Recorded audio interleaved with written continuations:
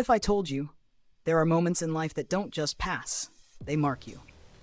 Moments where time slows down, your heart beats a little louder, and you realize you're witnessing something you'll never forget. Now imagine that moment, shared by over 100,000 people, all at once, all for one man. Because right now, something unreal just happened in Japan, and no one is calling it a coincidence anymore. They're calling it Jinland. And at the center of this phenomenon is Kim Seok-jin. Let's go back to that night. The lights dim inside the legendary Tokyo Dome. A quiet ripple moves through the crowd like the calm before a storm. Then suddenly, a single note cuts through the darkness, and everything changes. The screams, the lights, the energy.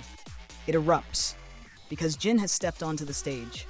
But this wasn't just another performance. This was something deeper, something almost mythical. Throughout the BTS World Tour Arirang, Jin didn't just sing, he transformed. Fans began calling him a siren, and not just because of how beautiful his voice sounded, but because of what it did to people. The way his low notes wrapped around you, warm, steady, grounding. And then suddenly, he would rise, higher, clearer, stronger, until those high notes felt like they were piercing straight through your chest. People weren't just listening, they were feeling everything. Every lyric, every breath, every emotion he poured into the stage. And here's what made it even more powerful. Jin wasn't distant, he wasn't untouchable. Between songs, during his ments, he spoke to the audience like he knew them, like he understood every person sitting in that massive dome. And every time he smiled, the entire stadium reacted. Not politely, not quietly, but with explosive, uncontrollable joy. Now pause for a second, because what happened next? It left the internet completely speechless. After the concert, Jin posted a simple photo. No dramatic lighting, no stage effects. Just him, crouching beside his members, casually throwing up a V sign. And yet, within minutes, it spread everywhere. Because once again, his visuals hit differently. That sharp jawline, those soft yet striking eyes, that natural elegance that doesn't even try, it just exists. Worldwide handsome isn't just a nickname anymore. It's a standard he keeps redefining. And in that moment, he looked effortless, untouchable, and somehow still warm, still him. But then, just when fans thought they'd seen everything, Jin did something unexpected. The day before the concert, he appeared in a completely different form, dressed in black, shadowed, intense, almost dangerous, like a character straight out of a dark fantasy. And suddenly, the conversation changed. Because this wasn't just about beauty anymore. This was about aura, about presence. About the kind of charisma that doesn't ask for attention. It commands it. Fans didn't just admire him, they couldn't look away. And if you think this is just online hype, think again. Because outside the stadium, across Tokyo, Jin was everywhere. From advertisements to massive displays, brands like Lucido L and Dongwon Tuna lit up the city with his face. It didn't feel like a coincidence. It felt like a takeover, a silent one, but undeniable. Inside the venue, over 110,000 fans filled every single seat across 2 nights. Every light stick glowing, every voice ready, and when the music started, they didn't just watch, they became part of it. Especially during one unforgettable moment. When the melody of Arirang echoed through the dome, something shifted. Thousands of Japanese fans began singing along, in Korean, in perfect unity. No barrier, just emotion. Raw, real, shared. And for a second, it didn't feel like a concert anymore. It felt like something bigger.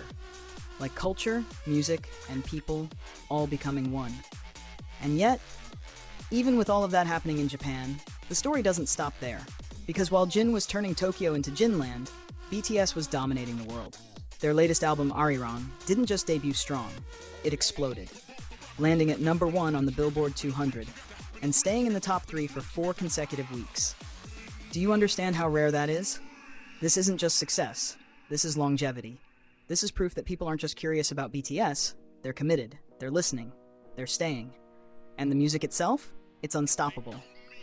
The title track, Swim, achieved 14 wins, without a single music show appearance, no promotions, no constant exposure, just pure impact. Meanwhile, 2.0 quietly climbed to #1 as well, which means this isn't just about one hit song. It's about an entire album that people can't let go of.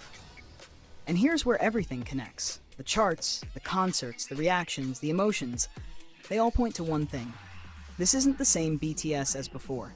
This is something new, something bigger, something they once promised, BTS 2.0. And now, it's not a concept anymore, it's reality. But let's bring it back to Jin, because in the middle of all this success, all this noise, all this global attention, he still feels human. The way he smiles, the way he interacts, the way he stands on stage, not above people, but with them. That's what makes it different. That's what makes people stay. And now, the next chapter is about to begin. The tour moves to the United States, starting at Raymond James Stadium, bigger crowds, different energy.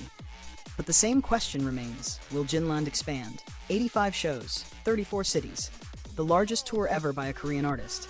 And yet somehow, it still feels like they're building something even bigger, because this was never just about one concert or one country or one moment. It's about a feeling, a connection, a presence so powerful that it turns places into memories, and memories into something unforgettable. So maybe the real question isn't, how did Japan become Jinland? Maybe it's this, if one voice, one person, one moment can do this, then what happens next? Because if Tokyo was just the beginning, then the world might be next.